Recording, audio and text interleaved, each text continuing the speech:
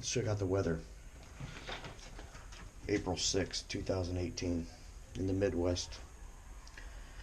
Today is the day I was supposed to go to Wichita, Kansas on my motorcycle. First motorcycle adventure of the year, I might add.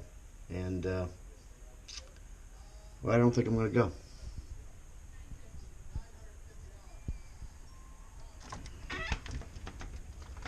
Yeah, I don't think I'm going to go.